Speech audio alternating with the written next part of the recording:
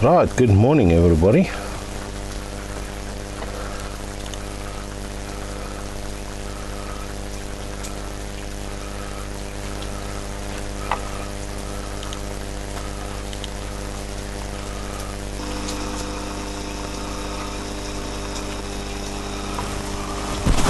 Let's plug uit.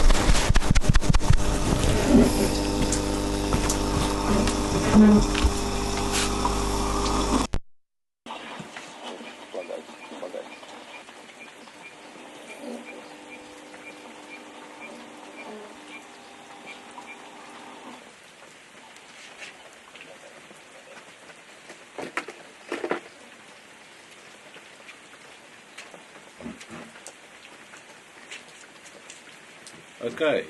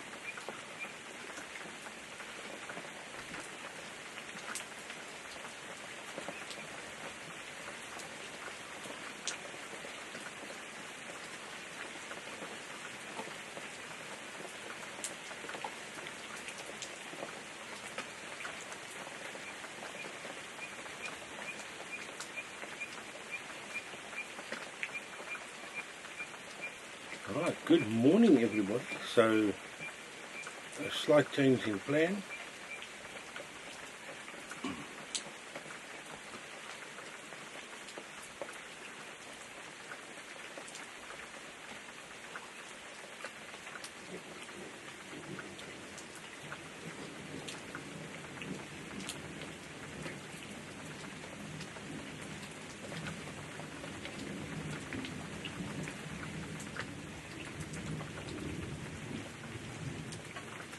So good morning everybody. So a slight change in plan. We've got a bit of a weather situation on our hands this morning. It seems that rainy season has come very early for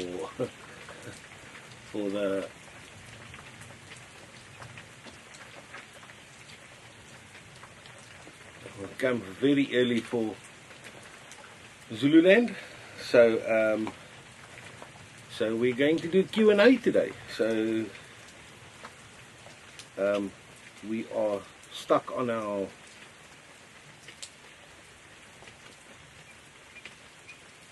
little porch.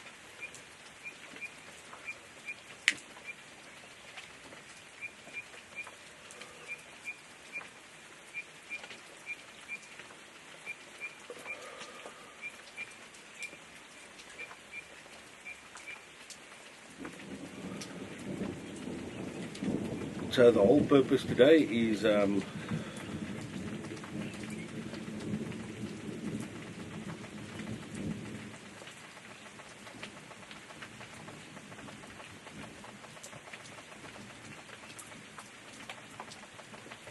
we're just going to spend our time. We're not going to miss out on any educational time.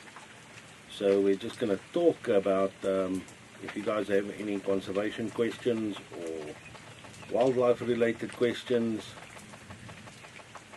And because the rain is really horrible, you guys can hear the thunder in the background.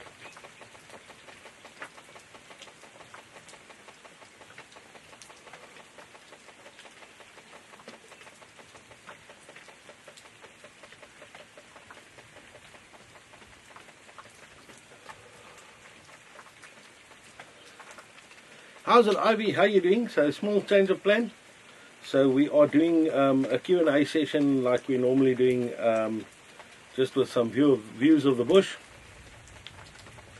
And yeah, things have kind of gone haywire. Zululand is receiving the first rains of the year, which is well, you can either regard it as very late rains or very early rains. But any which way, it's good for the bush. But it does make it slightly difficult. So yeah, I'm going to rely on you guys this morning to keep the conversation going. And I'm ready. I've got my entire database and my research station set up here.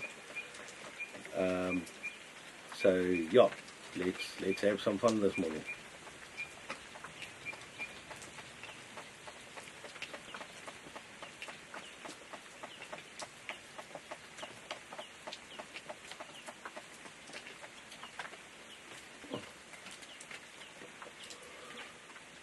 So it was quite a rush this morning to set up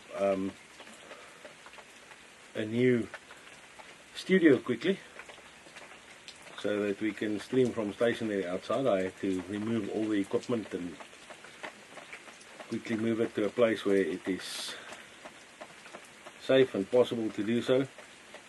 So the view you guys are seeing now is where we normally do the TikTok lives on the front porch.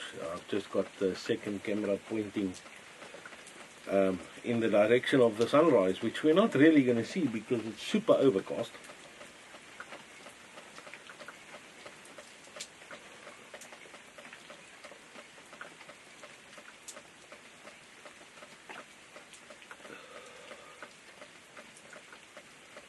So something interesting I would like to share with you guys is there's some new research that has come out about the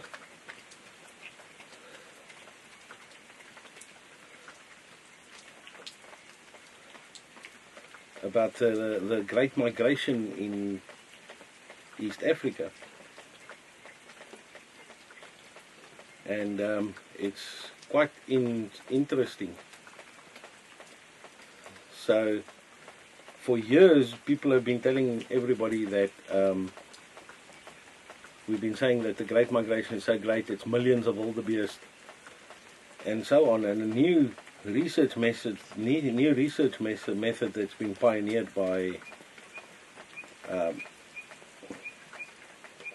University of Oxford has actually come up with a surprising number of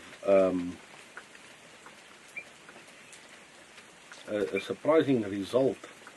So what they did is they actually went and trained AI to count the wildebeest off high resolution satellite images, and it turns out that there's actually only about 600,000 individuals instead of the 1.3 million animals that is always advertised and spoken about.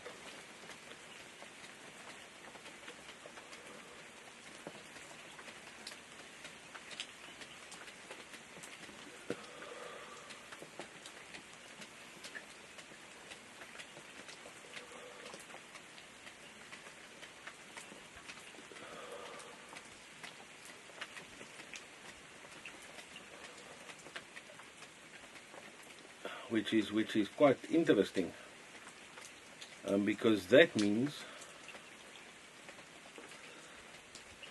that the Great Migration is not the largest migration of land mammals in the world anymore.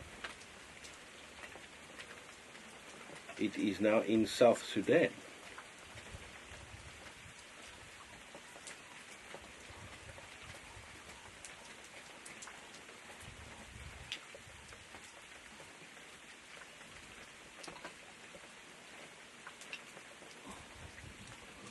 So it turns out it's now called the Great Nile Migration.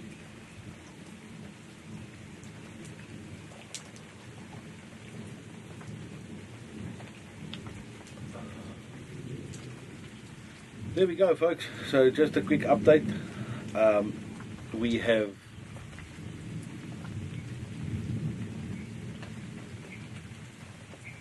a bit of an issue. Yeah, it is very interesting, Ivy, but now we've got to ask the question. There was the previous method of counting was not actually, has been proven, wasn't flawed. the study was sound. So now we have to ask ourselves, why is there suddenly so few wildebeest? So I don't think the surprise comes in the fact that it's only 600,000 animals.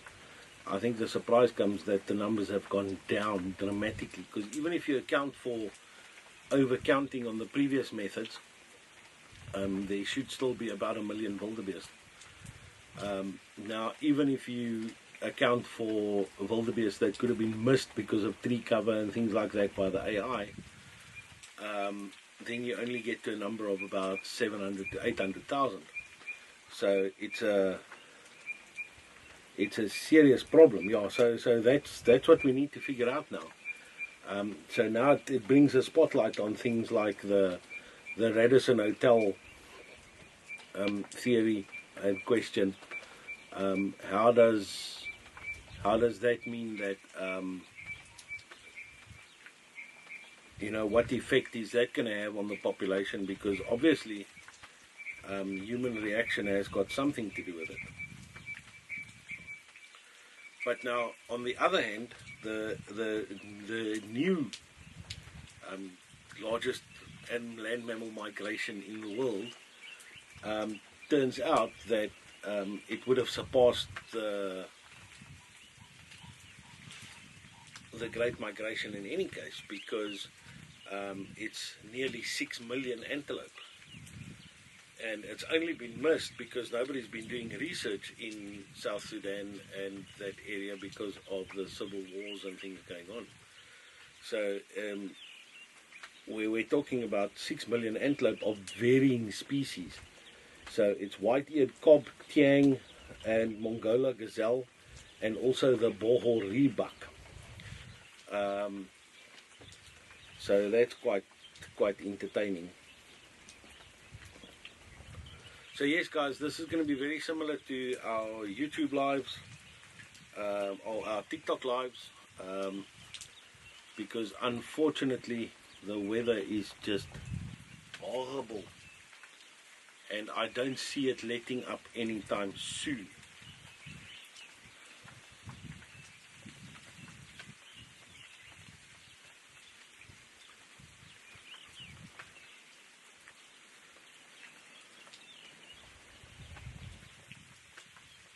But we'll see how things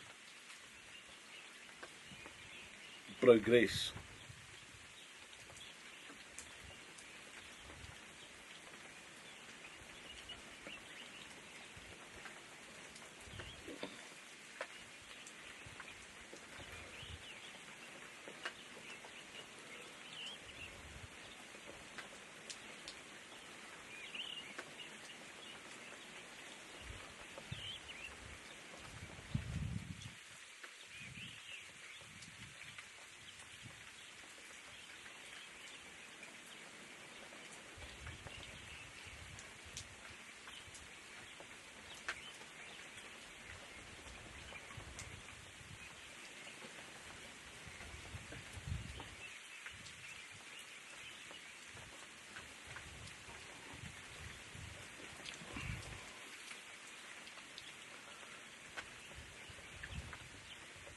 So we are going to be doing a lot more work on YouTube now officially. The system just works better. I'm quite happy with the setup we got, with the camera changes being so very easy with the setup.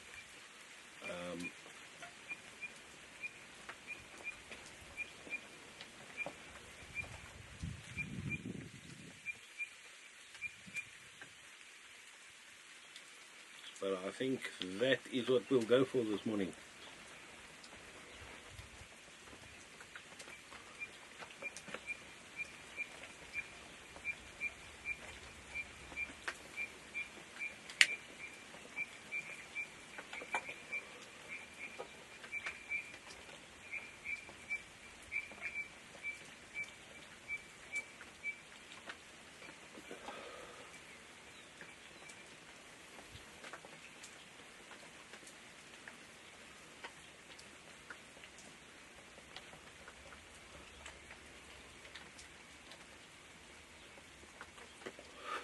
Yeah, Ivy, I am still figuring out. You know, the buttons are only labeled A and B camera, so it's still a mission to try and figure out which camera is which. But I'm starting to figure out that there is a lot of things we can do on this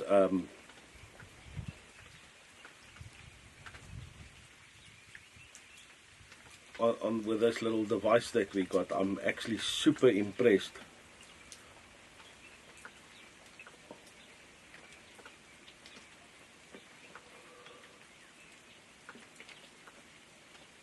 It makes life a lot easier. Yes, actually, Ivy, I read an article in that line recently as well. Octopi, amazing animals. But it seems that they actually, like humans, build up muscle memory. Meaning that if they do something with one tentacle multiple times, it's like if they left or right-handed, they are the other tentacles become kind of, to put it in a nice way, dumb. But it's not a strange thing at all. I'm not surprised at all, considering that even elephants are left or right-handed. And it's very easy to see with animals, with elephants particularly, they are they use different tusks for different tasks. Now, predominantly they'll use one tusk more than the other. So you'll find that with most elephants, the tusks are not of equal length. The one tusk is always slightly shorter because it's constantly being worn down. And another indication is also a little notch on the tip of the tusk.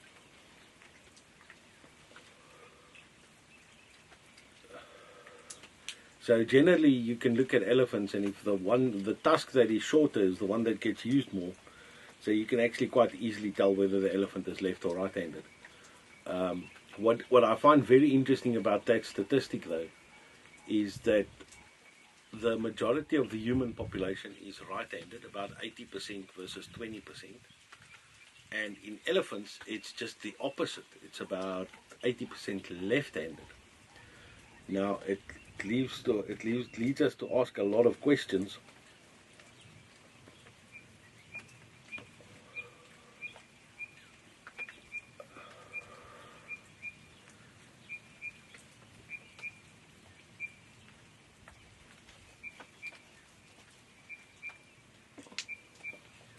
Because you have to consider things that elephants will avoid violence at all cost.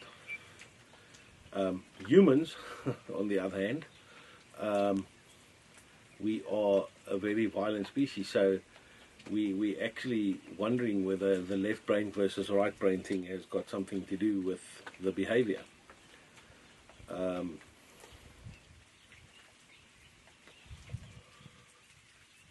So guys, just a quick update. We've got some new people that joined us. So just an update. The plan was initially to go out on safari this morning, and we were hoping to go look for the lions. But unfortunately, as you can see from the picture that we're broadcasting, the weather decided to give us a early surprise. And with that taking place, we decided to change to a Q&A session, but not to forgo the live at all, completely.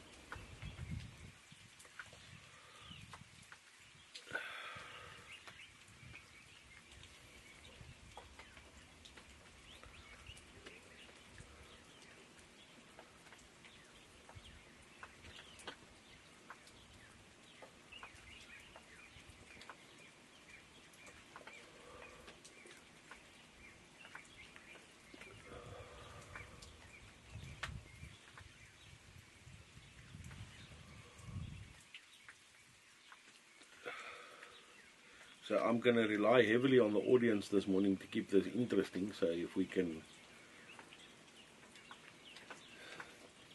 guys have any questions or anything like that, that would help a lot. Then we can get this thing interesting. I've got a lot to talk about, but I don't always know if that would be in the interest.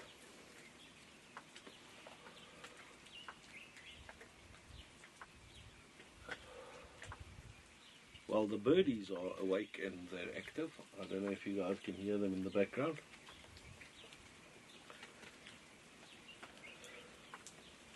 And I'm actually very glad, looking at the image, that you guys can see in the distance we've got some low moving clouds moving in. Yeah, so it's not a wolf per se. It is, I would actually say it's more the Ethiopian wolf it's an interesting animal.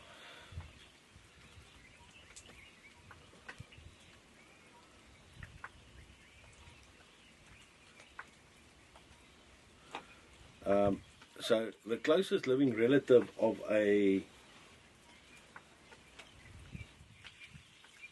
grey wolf is actually a coyote. You're right. So it's coyote, and with that being said, or let's do that rather. With that being said, I think it's more wolf by name. You know, when people started exploring Africa, they came in from regions where there were wolves. Africa was explored long before the Americas, so nobody actually knew a coyote. And I think the wolf connection came in because of that. But then again, it's also not that much different if you look at if you Google a picture of a red wolf, which is a highly endangered species.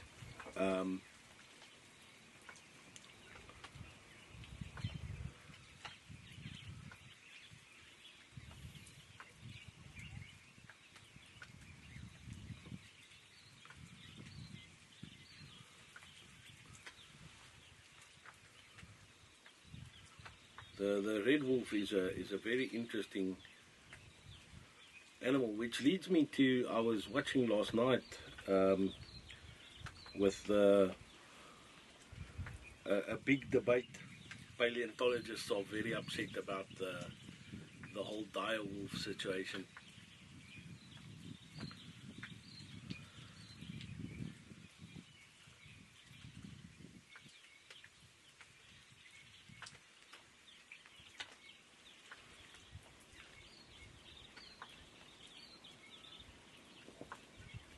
So as you guys can see, we got the pond in the right hand side of the picture. We got a small little watering hole here, and normally early in the morning we've got a giraffe that likes to come and visit here. So if that happens, then we'll definitely flip the view a little bit. But it's just interesting that the Ethiopian wolf is actually the most endangered predator in Africa.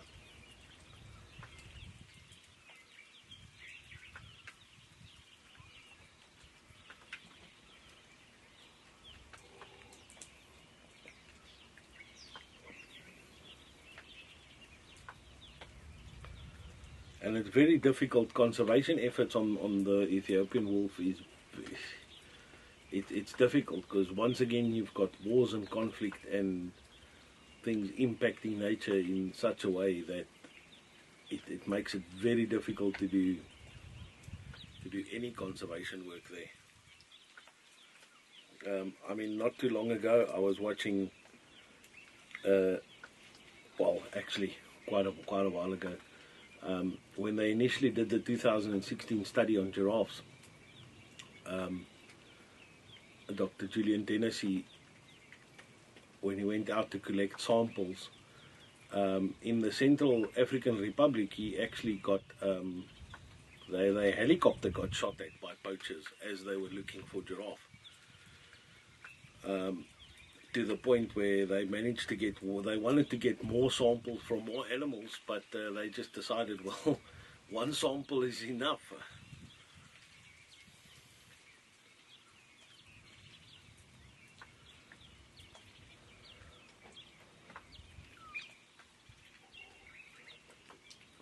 Oh, it's awesome to hear the birds waking up. So what we're hearing now is the morning chorus.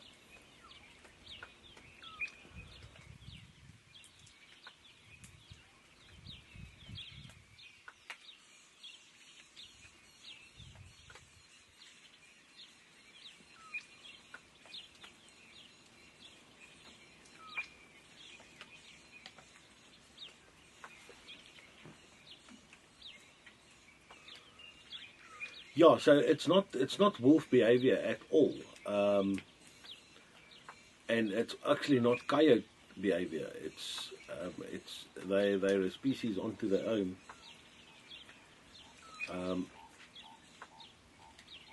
Which is, there's a lot of animals like that in the world that is closely related to another animal, but the behavior is completely different. I mean, just if you take, for example, a white rhino and a black rhino, although white and black rhino, the aggression of the black rhino is a lot easier to understand and to explain. I don't really think it's a case of black rhinos being more aggressive. I think it's the circumstance. And that's because of their behavior and their chosen territory, or their adapted territory. So most animals have got what we call, you would call it a habitat, and then you would get a home range within the habitat, and then within that home range you would get a territory.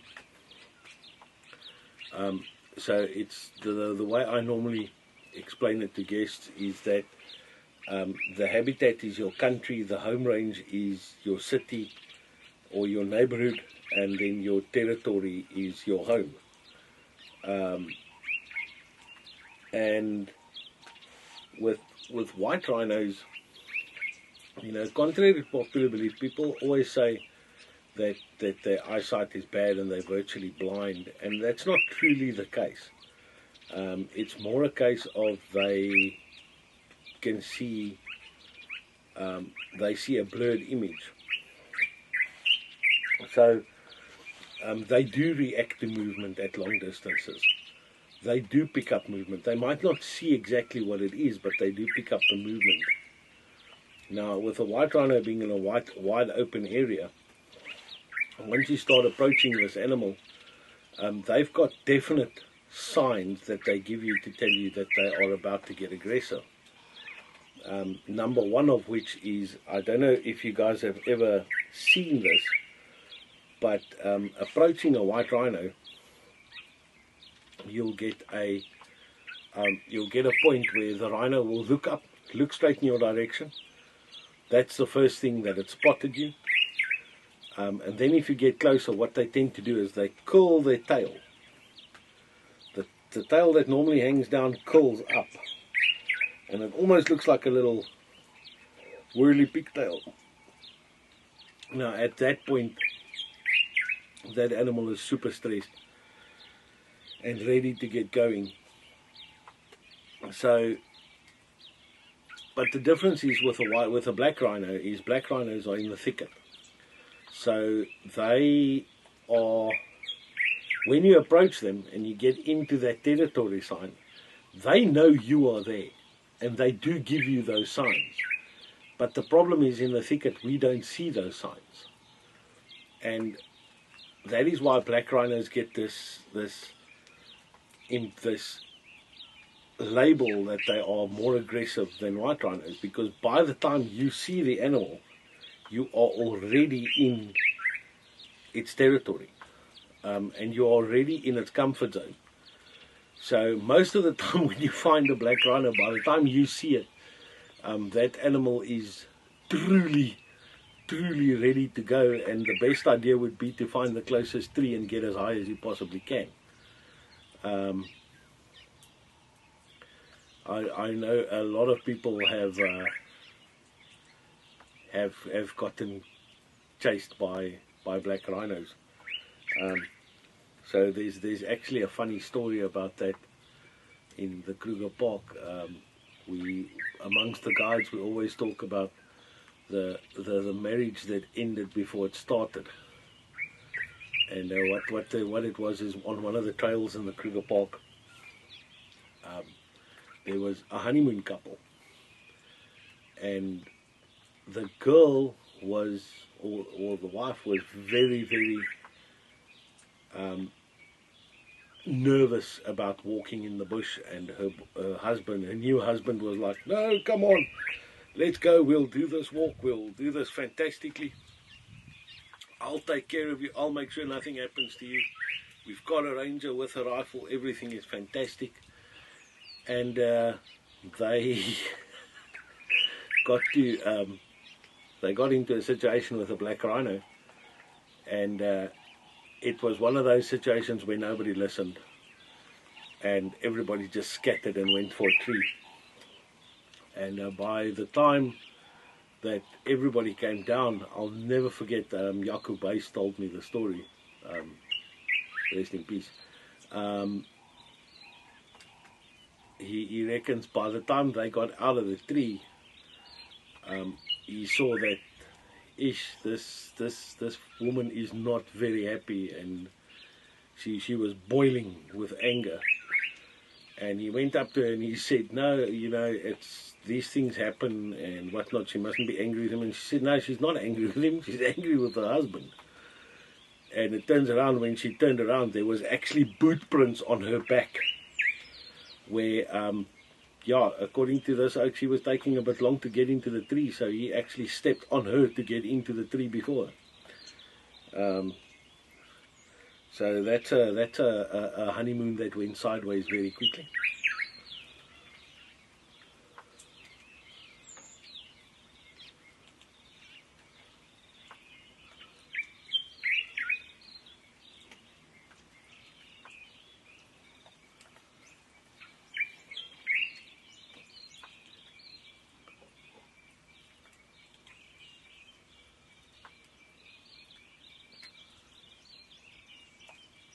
Yep, yeah, that's game over. That's like annulment stories. No, Ivy, it's behavior that was documented once or twice, and you know, modern research has shown us, you know, if that was the case, then controlled burns in a reserve where you have rhinos would be a very bad idea. But the reality is they tend to go in the opposite direction. Now, there has been some documented cases where they have done exactly that, but all of this is documented in the form of diary inscriptions and word of mouth stories from the pioneering days. And we all know that those guys could weave a story. You know, there's a lot of stories from those days that you have to wonder how much facts there actually is involved there. But this becomes ingrained. So I've actually heard guides tell people this story about them stamping out fires, and for a long time, and I think even today still, the mascot for Johannesburg Fire Department is Reginald the Rhino, based on this myth. Now the reason why I know the mascot of Johannesburg Fire Department is, so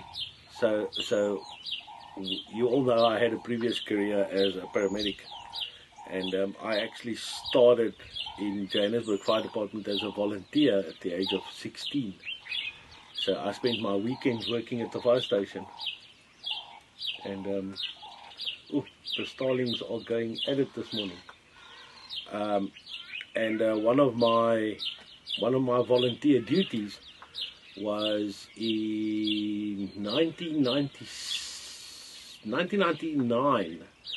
I spent 20 days at the Rand Easter show, running around dressed as Reginald the Rhino. It was my gig. It was a interesting situation because you know, the briefing you get is, remember, Reginald doesn't talk, he only grunts. And now you have to go out there and teach kids about stop, drop and roll, but you're not allowed to talk, you're only allowed to grunt. And you know, thinking back, I actually cringe, because knowing about rhinos what I know now, then rhinos don't actually grunt, they snort, and they make this weird sound that makes them sound like, it sounds like a very upset puppy. It's almost like the cheetah, that when you hear the sound coming out of it, you can't imagine that it's a close to apex predator that is making that noise. Oh, look at that.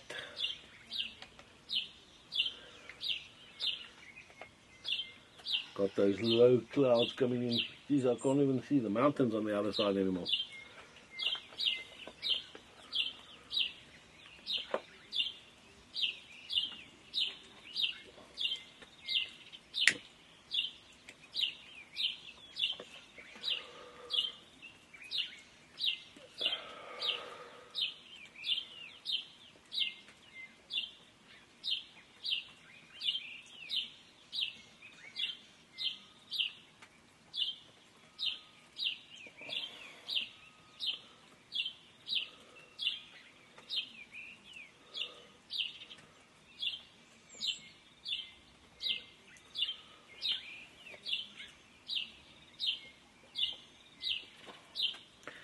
So I just had a look quickly, and I see that they've updated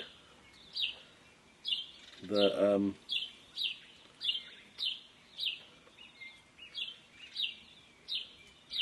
Johannesburg Fire mascot. It is still a rhino, but it is now just called Reggie.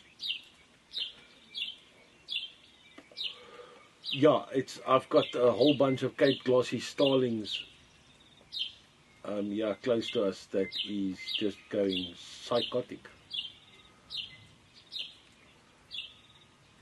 You know, on rainy mornings you'll find that a lot of bird species are actually more vocal than they normally are.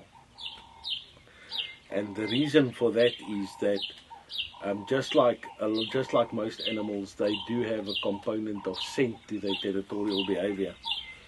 And after the rain, all that scent is washed away. So, as I've explained previously, you know, birds don't actually sleep. They go into something we call a torpor, so it's more like a coma.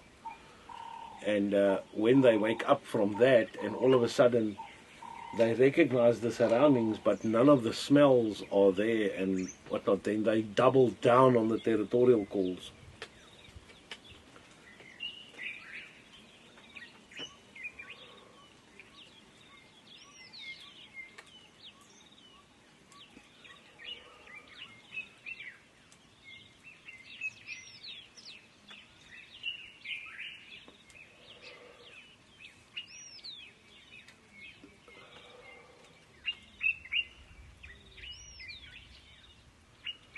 So as you can hear from the thunder, this rain is far from over. We still got a lot of thunder coming, and I think we got some heavy rain coming this way.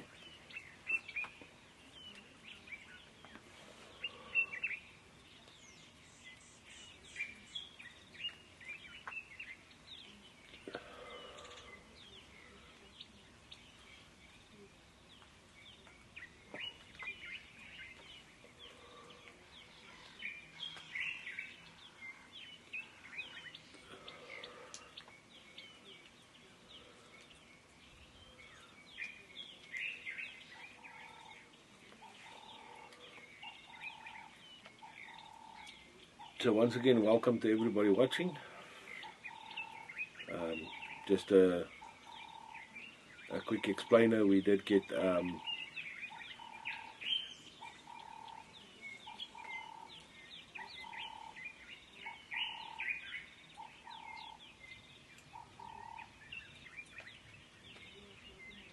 we do have some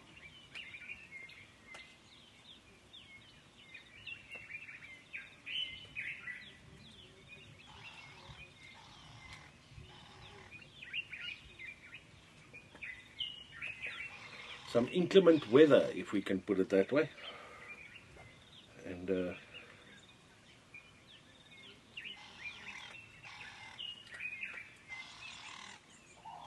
actually, Ivy, no, we don't. So there is like I say, the airstrip is there, and it's more of the idea behind the creation of the airstrip was more of a fly-in destination. So to accommodate people who want to come here for the weekend and want to fly in. But on that front of accommodation, we are working on a very interesting package where we are going to be. So as you guys know, we are always focused on the conservation side of things. So we are working on a package where we actually want to do an introduction to anti-poaching, which means that it will be an overnight activity, and people will actually get to go out with the anti-poaching guys and spend the night out on the reserve, seeing what they do and all of that. So that promises to be very, very, very entertaining.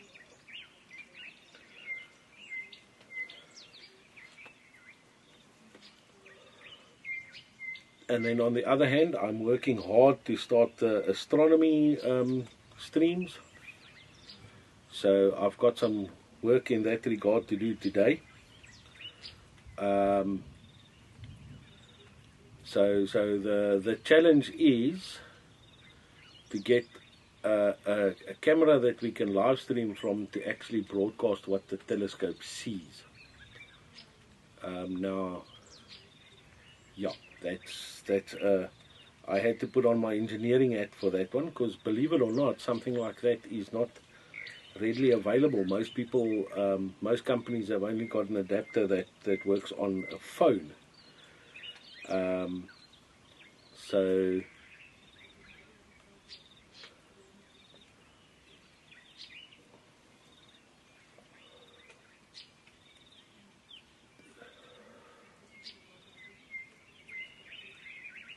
and I do believe I can almost say that it's solely my fault that we've got this bad weather today, because my plan was actually to actually test that solution tonight.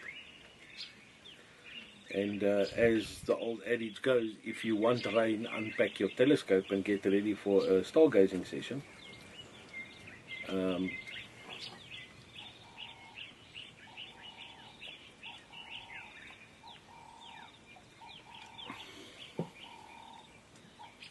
So yes, Ivy, there's a lot of activities we are bringing in.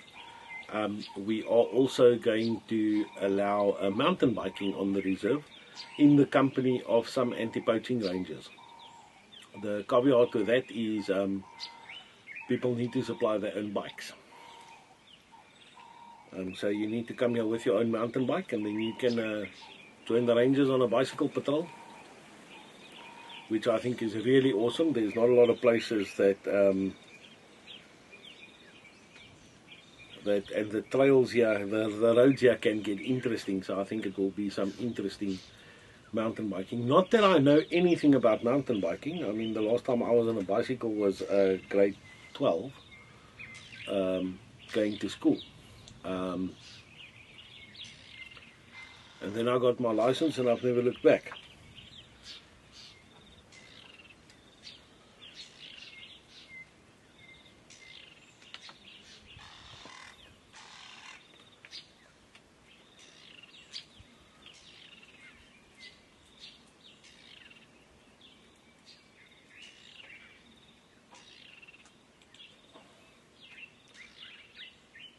So actually I'm running this whole stream off the iPad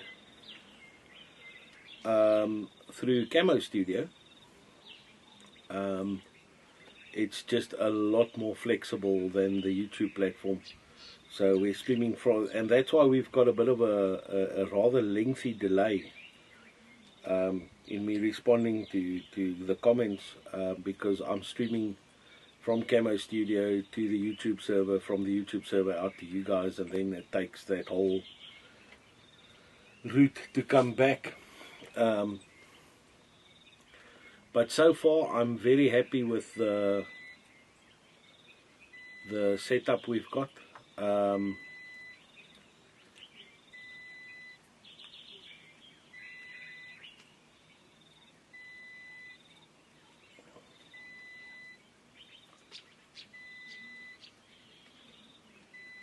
So this is a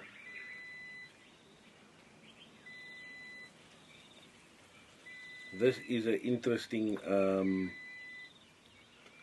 situation. Yeah, it is the UPS complaining that because I'm sitting outside and I don't have the engine running and all of those things. So I think the stream might be coming to an abrupt end shortly.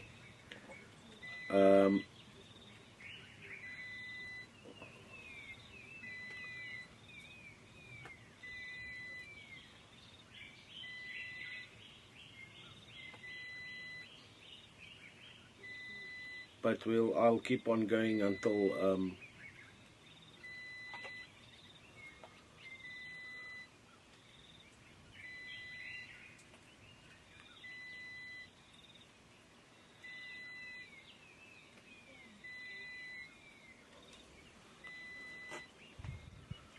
we get to that point.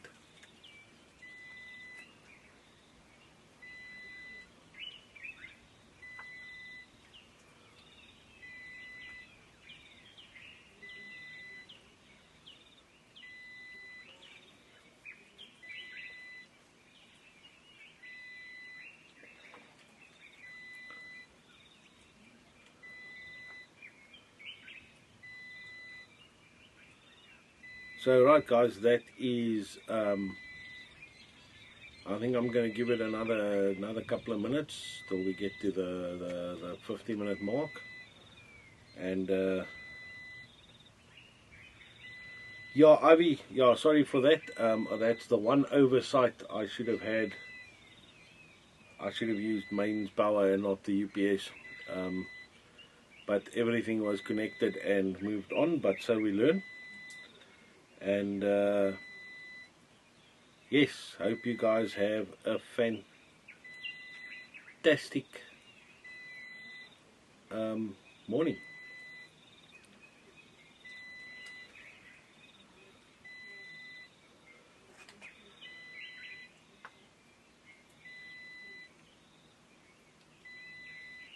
Well, like I always say, Ivy, and so we learn, eh? And so we learn. But with that, guys, I bid you adieu. Have a fantastic morning, and now it's time to get cracking on creating some new content for the YouTube channel.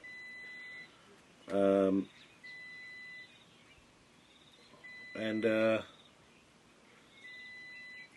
then we'll see you guys. We'll see you guys on the next one. Have a fantastic morning, everybody.